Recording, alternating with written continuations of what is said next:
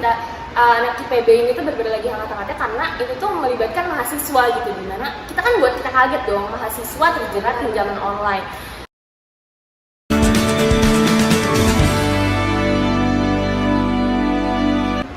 Halo semuanya, kembali lagi sama aku Eta di FEB Podcast, di mana tempatnya kamu berbicara. Nah, sore kali ini panas-panas, enaknya kita ngopi atau minum es teh nih. Nah, disambi dengan minum dan nongkrong santai, enaknya kita dengerin FEB Podcast, di mana kita selalu membicarakan isu-isu terkini. Yang mana pada hari ini kita akan membahas mengenai isu perbankan di Indonesia. Nah, sebelum kita mulai, gak enak nih kalau misalnya aku ngobrol sendiri kan. Jadi aku akan undang dua narasumber yang keren-keren banget untuk kita bisa saling diskusi. Nah, pembicara pertama kita panggil ada Balkis. Dan pembicara kedua, pembicara kedua kita ada Fendi. Halo semuanya. Halo semuanya. Jadi gimana nih kabarnya, Balkis dan Fendi? Aduh, kayak alhamdulillah baik sih, udah lama gak ketemu ya. Iya, boleh ketemu. Iya. Ketemunya di FEB Podcast langsung. Terima kasih masyarakat FEB yang udah undang kita sebagai narasumber di acara kali ini. Oke. Gimana Fendi kabarnya? Iya baik, tapi sedikit sakit nih karena ini masih cuacanya masih pancaroba. Oh iya benar. Jadi kayak ada masih ngedon gitu loh. Oh iya benar sih, tapi nggak apa-apa. As long as kita ada FEB Podcast, tapi semuanya baik-baik saja. Nah oke, kali ini yang aku udah bicarain tadi, kita bakal membicarakan isu mengenai perbankan di Indonesia. Nah, dalam perkembangannya di zaman sekarang ini, kita kan pasti udah nggak asing gitu sama yang namanya pembayaran elektronik. Kayak semisal pasti nih narasumber kita dan juga teman-teman FEB Podcast pasti nggak asing yang namanya menggunakan GoPay, ShopeePay, apalagi kalau kita sering check out, ya nggak sih, check out 12 kita kan pasti pakai ShopeePay nih.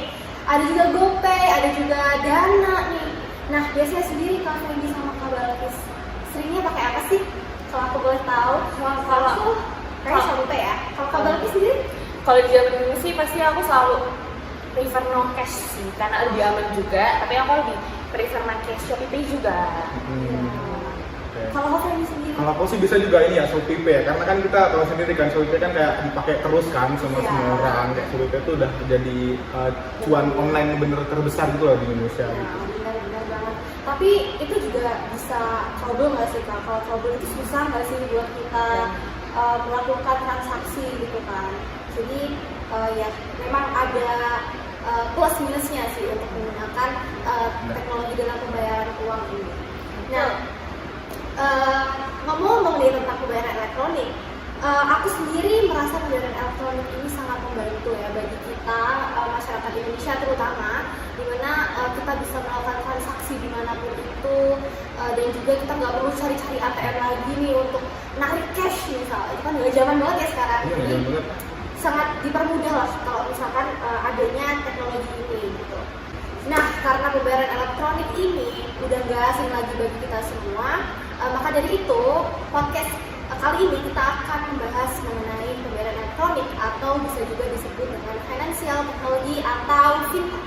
Nah, apa sih itu fintech? Fintech itu merupakan inovasi baru untuk pembayaran elektronik di zaman sekarang. Yang mana setiap adanya inovasi baru itu pasti juga punya tujuan kan teman-teman. Nah jadi tujuannya apa sih, ini kita akan jelaskan dulu ya, supaya untuk brief explanation aja.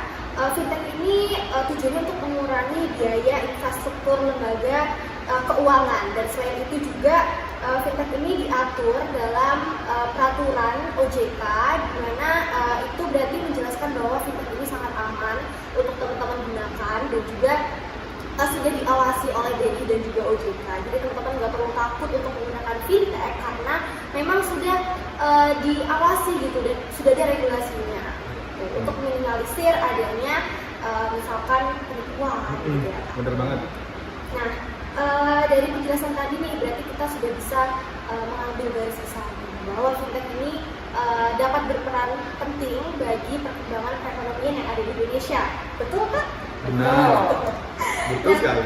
Menurut Bakis dari Fendi sendiri, apa sih peran dari fintech ini untuk perkembangan perekonomian di masyarakat?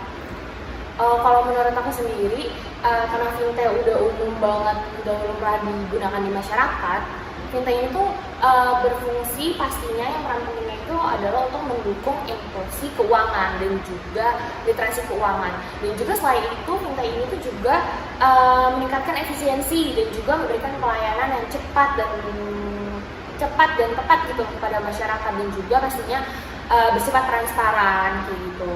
Itu menurut aku sih yang paling penting. Karena kita udah ladies first nih, kita langsung lanjut ke Fendi.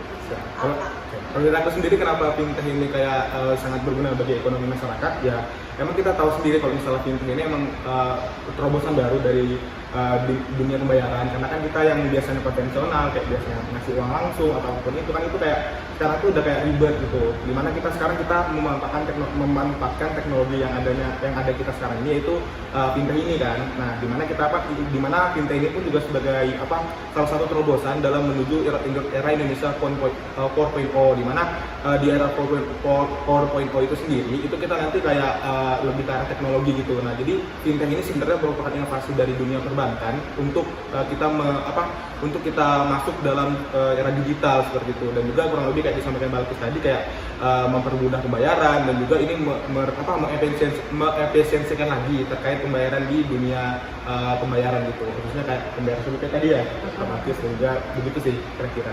Ya, berarti kita nih satu suara ya, Iya, kalau kita setuju bahwa fintech ini sangat membantu di era sekarang.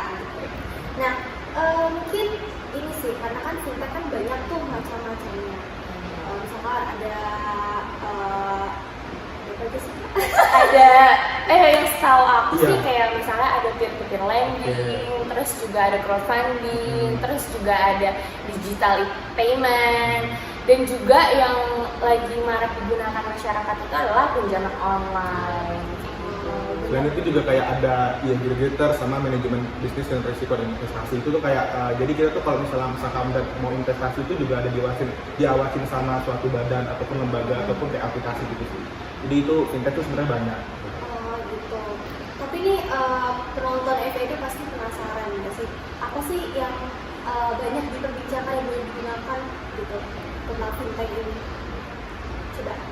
Apa nih yang paling happening banget nih menurut Freddy dan Balkis? Oke, kalau menurut aku sendiri sih fintech ini kan kayak aku jelasin sama Balkis tadi kan kayak banyak gitu kan, kayak ada berapa 6 sampai 5 jenis gitu kan. Nah, mungkin yang kalau menurutku sendiri yang sering diperbincangkan sekarang ini kayak pinjaman online. Kenapa aku bilang bisa pinjaman online? Kan sekarang lagi maraknya orang Indonesia kan habis pandemi COVID-19, di mana pendapatan masyarakat tuh kayak turun segala macam kan. Nah, di mana orang tuh butuh uang cepet, tapi dia nggak mau usaha kadang-kadang. Nah, banyak orang kayak gitu. Bener kan? Dia mau kayak butuh uang cepet, tapi dia nggak mau usaha. Nah, datanglah pinjol ini yang kayak kasih solusi buat bantu mereka. Padahal pinjol ini sebenarnya nggak sebagus itu juga sebenarnya.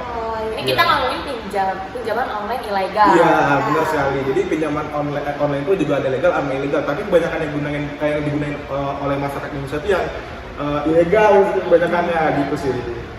Dan mereka tuh kadang mengiming-imingi untuk mendapat bunga yang besar, sehingga masyarakat yang memang masih buta teknologi itu mudah percaya kayak gitu kan.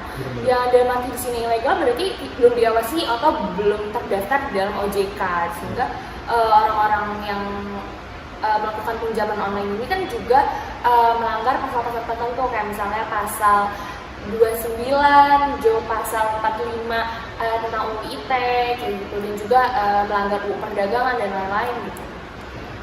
Iya sih Kak. Sebenarnya dari pinjaman online sendiri ini ada positifnya sih Kak. Sebenarnya kita kan bisa meminjam uang nih dimanapun tanpa ribet. Kalau misalkan kita minjem di bank konvensional secara langsung, kita harus melewati beberapa proses yang sangat ribet lah. Kalau misalkan waktu kita anak muda ya, sekarang kan nggak mau repot-repot nih. Kalau pinjaman online kan nggak foto-foto KTP, kita udah bisa. Tapi kayak gitu harus hati-hati juga ya ternyata, karena kan banyak kasus kayak pinjaman online ilegal yang mana itu nanti dengan itu kita nggak bisa bawa kasusnya nih ke pengadilan kayak gitu, karena kan nggak terdaftar kan ya. Nah, ngomong-ngomong nih tentang pinjaman online, Balkis dan Freddy. Ada tahu nggak sih kasus apa yang terbaru gitu mengenai pinjaman online apalagi ilegal gitu? Sebenarnya kalau tahun ini juga kalau aku lihat di berita ya, itu tuh masih banyak banget sih kasus-kasus. Seenggaknya tuh masyarakat tuh setiap harinya itu melakukan pengaduan tentang korban pinjaman online ini kayak gitu. Dan juga kalau menurutku, kalau aku lihat dari data Satgas Waspada Investasi SWI itu kayak dari 2018 sampai tahun 2022 itu kasus tentang pinjol ilegal itu banyak. Yang aku baca tuh sekitar 3.700-an. Banyak banget. Iya, 3.000 Kak. Nah, dan itu pun pinjol ilegal kan. Artinya kalau misalnya pinjol ilegal artinya benar-benar yang ilegal. Nah, itu dari rentan 4 tahun udah sampai hampir 4.000 kan. Nah, itu sih yang kayak bikin pinjol ilegalnya emang harus diwaspadai, apalagi itu masa-masa pandemi Covid ya, kayak bulan di awal tadi kan. Iya. 4.000 itu berarti banyak banget. Banyak ya, sih, Kak? banyak. Boleh dong kita setel sama teman-teman ini supaya hati-hati ya teman-teman yang ada podcast Bener. ini untuk nggak sembarangan pinjol yang ilegal-ilegal itu. Oh, bener banget. Nggak sih di spill lembaganya apa aja? kalau aku baca sih kayak misalnya tuh aplikasi Banyak Rupiah, terus juga Super Cash, terus juga Kredit Hobi, terus juga masih banyak sih, banyak banget yang aku baca. Kalau yang kamu tahu ada nggak? Yang aku tahu juga kayak banyak sih, kayak misalnya yang aku tahu tuh kayak beberapa tuh sebenarnya masih ada yang proses mau juga sah gitu loh, maksudnya dalam artian walaupun dia ilegal tapi dia juga mau ada legal. Nah sebenarnya kalian kan balik sudah ngomong yang kayak ilegalnya kan, nah mungkin aku juga kayak mau ngasih tahu yang ilegal juga ada loh sebenarnya legal, yang kayak misalnya Danamas, Investri. Nah itu kayak juga bagian dari lembaga terkait pinjol yang legal juga gitu loh. Jadi sebenarnya yang ilegal juga ada, tapi yang legal juga ada. Tapi emang kebanyakan praktiknya di masyarakat tuh banyak yang ilegal nggak sih Kak? Iya. Sampai 4.000 gitu ya. Iya benar sih. Oh jadi sumber ini udah mesti fix ya Kak? Fix. Karena dari lembaga apa tadi namanya SIP? Itu lembaga SBI, jadi Oh, kayak SBI. Satgas Waspada Investasi gitu ya. Oke.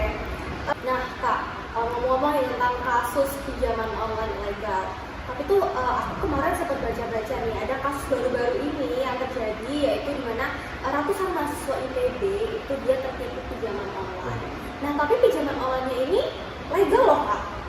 Nah itu gimana sih menurut Fendi dan Balkis sendiri, padahal udah pinjaman online legal tapi tetap bisa terkena kasus, itu seperti apa pendapatnya? Kalau yang setahu yang aku baca ya, memang berita anak IPB ini tuh benar-benar lagi hangat-hangatnya karena itu tuh melibatkan mahasiswa gitu, dimana kita kan buat kita kaget dong, mahasiswa terjerat pinjaman online. Dan juga ini tuh mahasiswanya ratusan, 300-an gitu deh, totalnya itu sampai miliaran rupiah kayak gitu loh. Dan di sini padahal mahasiswa IPB itu meminjam ke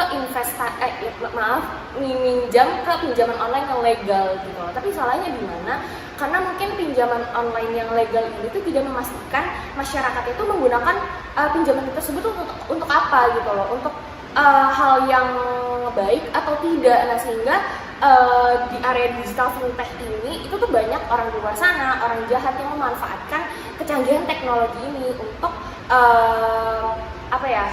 untuk mencari mangsa seperti mahasiswa IPB yang mungkin mereka tuh masih belum ngerti tentang pinjaman online kayak gini. Apalagi di kasus IPB itu kasus penipuan ini tuh mereka tuh bilang bahwa mahasiswa IPB itu akan mendapat untung sekian persen gitu dengan membeli barang-barang digital yang dijual oleh penipu ini gitu loh.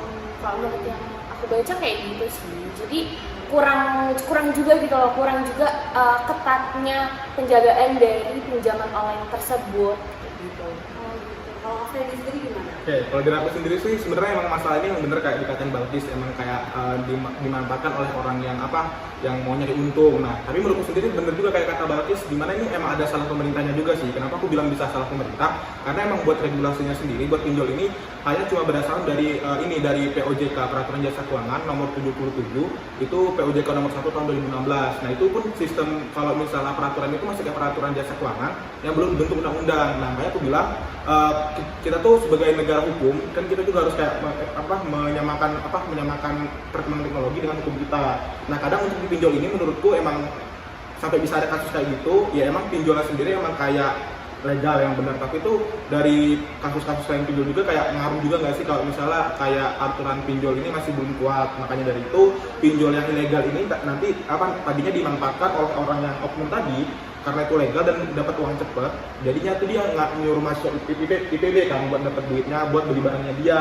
Nah emang di sini kalau menurutku emang pinjolnya nggak bersalah sama sekali, tapi karena pinjolnya yang gampang banget buat ngasih duit dan buat minjemin duit, nah jadinya tuh kayak caranya tuh gampang gitu loh. Kalau misalkan tuh baca juga kan mahasiswa IPB kan kayak banyak anak rantau, anak kos yang nggak punya duit.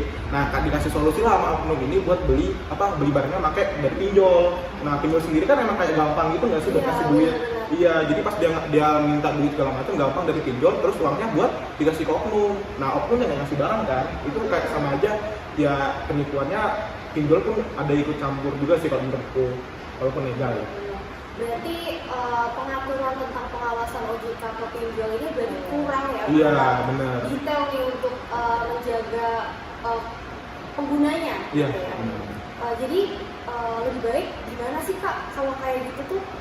Apakah perlu perubahan regulasi atau bagaimana sih menurut Kak Fendi sama Kak Balkis? Karena kan tadi sudah yang seperti bilang kan Freddy dan Balkis nih, kalau misalkan regulasinya ini kurang untuk melindungi konsumen ya, mungkin bisa dijelaskan lebih. Oke, kalau dari aku sih yang kayak jelasin tadi di awal ya Kak. Jadi kayak pada intinya tuh sebenarnya antara teknologi dan juga perkembangan hukum juga itu harus bareng. Jadi kalau saranku sendiri POJK yang tersebut tadi yang nomor 77 tahun 2016 itu bisa dijadiin kayak aturan regulasi undang-undang. Bahkan undang-undang itu nggak cuma bahas pinjol, bisa juga bahas fintech yang kita bahas di awal tadi. Dengan kan fintech kan banyak kayak jenisnya tuh ada 6 kan, kayak peer-to-peer lending, kayak pinjol dan juga pembayaran online dan sebagainya macamnya kan. Nah itu bisa dijadiin kayak suatu regulasi undang-undang karena setahu ya di Indonesia ini masih belum ada aturan regulasi undang-undang yang atur terkait fintech ini. Padahal kan kita maunya fintech ini kan kayak jadi tonggak utama buat kita ekonomi kita maju kan, ekonomi kerakyatan. Nah, jadi kalau misalnya kayak ada fintech ini kita efektifnya dapat sama hukumnya juga jelas gitu loh, menurutku gitu sih. Semoga Balkis.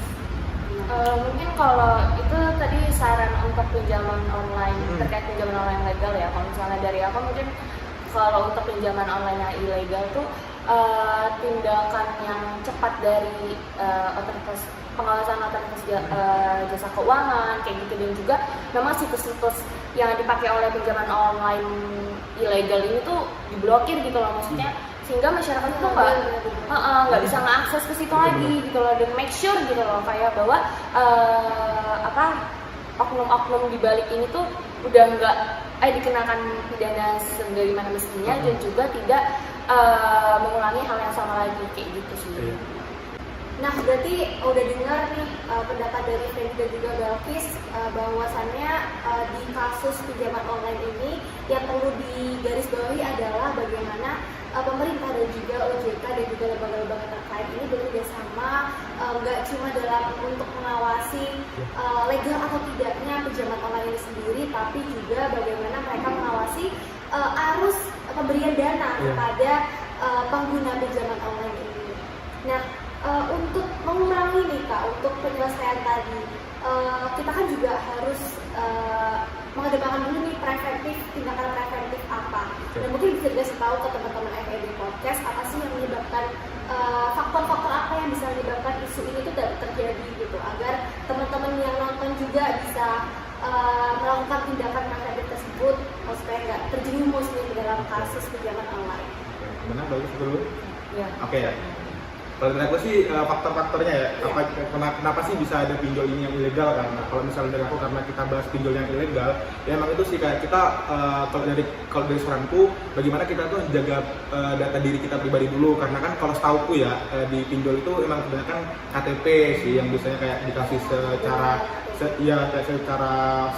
Kalau misalnya orang minta KTP terus kita kayak gampang ngasih aja, padahal kita belum tahu tuh KTP-nya digunain buat apa. Nah setahu aku emang kayak KTP itu sih yang kayak sering digunain buat pinjol ilegal segala macamnya itu. Jadi kayak orang minjem pinjol pakai KTP kita nggak tahu kalau misalnya uang kita tuh KTP kita tuh digunain buat pinjol, padahal kita tuh nggak masuk di pinjol gitu loh, nggak ikut di pinjol gitu sih. Kalau dari kataku, bagaimana cara kita tuh kayak memanage data pribadi kita sendiri sih. Oh, jadi sih bisa mungkin kita nyimpen ya, iya, kita sendiri nggak ngasih KTP ke sembarang orang ya. nih, itu tindakan preventifnya dari Kak Fendi. Kalau dari Kak Balkis? Kalau Kalau dari aku, karena fintech ini kan juga udah diatur tadi kan regulasinya walaupun cuma OJK gitu. Tapi itu berarti harus ada was-was dari diri kita sendiri juga kan. Sebenarnya benar sih kata Kak Fendi gitu.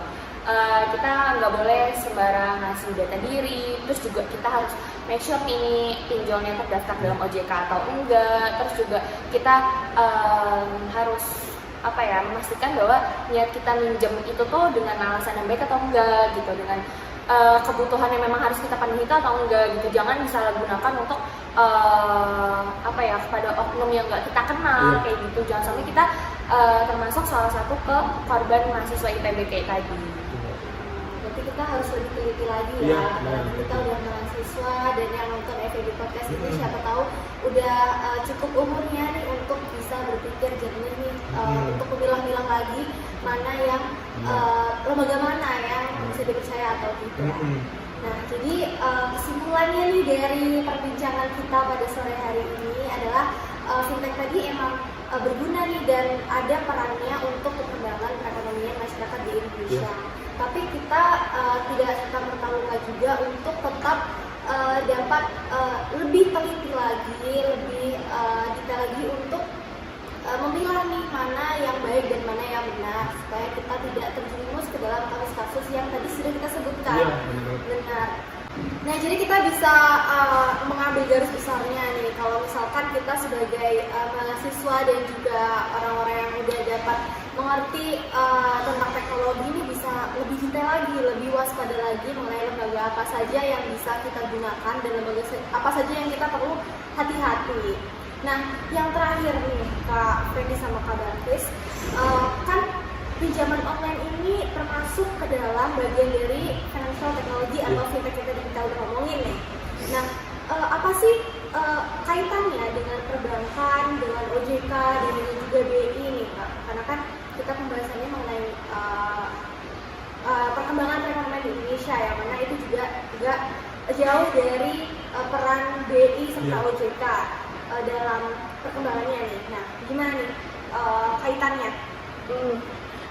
Jadi kalau menurut aku pribadi kan kaitannya fintech ini dengan hukum dengan sistem perbankan di Indonesia, sebenarnya perbankan sendiri kan nggak mengawasi secara langsung kan. Untuk itu dia tuh bekerja sama, fintech ini bekerja sama sama Bank Indonesia dengan OJK untuk mengawasi alur pendanaan yang ada di masyarakat gitu loh. Karena dana nasabah yang ada di fintech ini kan juga menggunakan uang dari Bank Indonesia kayak gitu. Jadi karena penggunaan fintech ini juga semakin masif, masyarakat berpartisipasinya semakin banyak kayak gitu, pasti itu mempermudah para pengawas keuangan itu untuk mengetahui alur dana masyarakat untuk nantinya mengetahui nih bahwa pengaruh fintech ini untuk perekonomian negara tuh kayak gimana, kayak gitu, pesat, membaik, memburuk kayak gitu. Kalau Kak Fendi sendiri gimana? Oke, kalau dari aku sendiri sih hubungan fintech dengan apa tadi hukum perbankan segala perbankan itu ya emang sebenarnya kayak kita kan sebagai anak hukum gua kan kayak pasti tahu kalau misalnya kayak aku bilang di awal tadi kayak misalnya hukum di Indonesia terkait masalah fintech ini emang masih belum kuat menurutku sendiri karena belum adanya undang-undang yang mengatur kan.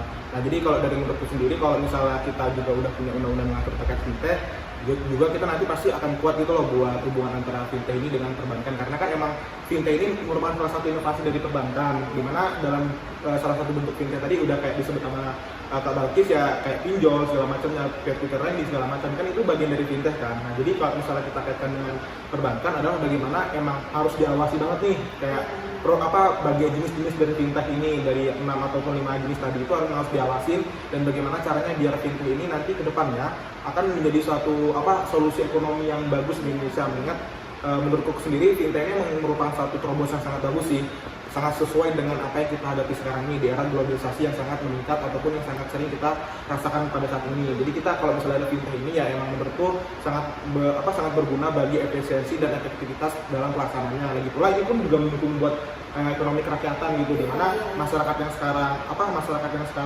udah nggak lagi terkait masalah konvensional, mereka juga udah bisa ke masalah teknologi. Nah tapi kalau dari itu sendiri menurutku emang masih ada sedikit problem di fintech ini, yaitu terkait sosialisasinya yang kepada masyarakat yang masih belum melek teknologi. Nah makanya kalau dari aku bagaimana caranya kita biar fintech ini sebagai solusi yang solutif, nah maka dari itu emang kayak harus ada sosialisasi juga kepada masyarakat yang masih belum melek teknologi. Khususnya kayak orang-orang yang masih di pedesaan, nah itu menurutku juga perlu buat sosialisasi biar fintech ini jadi suatu terobosan yang diketahui semua orang. Jadi nggak cuma kayak ibaratnya tuh kayak orang kaya makin kaya, orang miskin makin miskin gitu. Nah, masuk kayak UMKM gitu iya, ya. benar banget. Kalau UMKM kan kita sekarang udah terkenal curious banget nih, kita makin jarang orang-orang megang cash Iya, nah, sedangkan UMKM ini kebanyakan dia belum terjamah nih mengenai curious dan juga fintech yang lainnya itu ya. Apalagi juga pasca pandemi kan, jadi dulu tuh pembatasan aktivitas masyarakat gitu. Jadi dengan adanya fintech ini tuh juga memenuhi kebutuhan masyarakat itu secara merata. Semua orang dari berbagai kalangan sebenarnya bisa menikmati fintech ini. Iya, benar. Mungkin kayak tadi sosialisasinya kurang. Dan juga nih kalau misalkan teman-teman juga kurang nih dalam pengetahuannya, nanti bisa juga terkena kasus nih kayak pinjaman online kita yang tadi udah bicarain nih. Makanya teman-teman dengerin FEB Podcast biar melek teknologi dan juga dapat berhati-hati gitu dalam memilah lembaganya gitu. Jadi mungkin aku bisa simpulin nih ya Kak tentang pembicaraan kita dan diskusi kita pada sore kali ini, yaitu yang pertama tadi kita sudah membicarakan mengenai fintech ini untuk perkembangan perekonomian di Indonesia, kemudian apa saja macam-macam fintech yang ada gitu, dan yang paling penting banget yaitu pinjaman online, di mana di pinjaman online ini ada plus minusnya. Plusnya adalah kita bisa dengan mudah untuk menarik dana gitu ya, apalagi yang urgent banget nih, dibutuhkan banget dimanapun itu tanpa adanya ribet banget kalau dibandingkan di bank konvensional. Nah tapi gak lupa juga kalau misalkan pinjaman online ini ada sisi negatifnya gitu ya. Sisi negatifnya kita bisa, kalau misalnya kita nggak hati-hati nih, bisa terkena pinjaman online yang ilegal, yang nggak diatur dalam OJK dan tidak diawasi sama sekali, dan juga bisa juga tadi kasus penipuan ya, meskipun pinjol tadi sudah legal. Nah mungkin dari itu penyelesaiannya bisa disimpulkan juga bahwa regulasi dari OJK ini tidak hanya mengatur mengenai legal atau tidaknya sebuah lembaga pinjaman online itu sendiri, tapi juga bisa lebih mengatur mengenai arus pemberian dana yang diberikan dari lembaga-lembaga tersebut kepada konsumennya. Nah, terus tadi juga kita sudah membicarakan mengenai kaitannya fintech ini dengan perbankan apa, dan juga tindakan preventifnya untuk mengurangi kasus-kasus yang terjadi di kalangan di era sekarang ini gitu. Nah mungkin itu aja masih Kak. Iya. Apa kita nambah nih? Oke, baik. Karena sudah aku simpulkan juga kepada teman-teman FEB Podcast, semoga diskusi kita pada sore hari ini dapat semakin menambah insight dari penonton FEB Podcast, dan juga menambah insight dari kita juga di sini. Karena diskusi itu sangat penting untuk kita lebih belajar lagi gitu sama-sama. Nah mungkin segitu aja FEB Podcast pada sore kali ini. Semoga ini dapat bermanfaat bagi teman-teman di rumah gitu. Jadi kita udah senang banget nih bisa nemenin aktivitas teman-teman FEB Podcast sembari dengerin kita berbincang-bincang nih mengenai isu perbankan yang ada di Indonesia. Jangan lupa di like dan subscribe channel FEB Podcast ini. Kurang lebihnya mohon maaf. Sampai jumpa di podcast lainnya. Bye guys.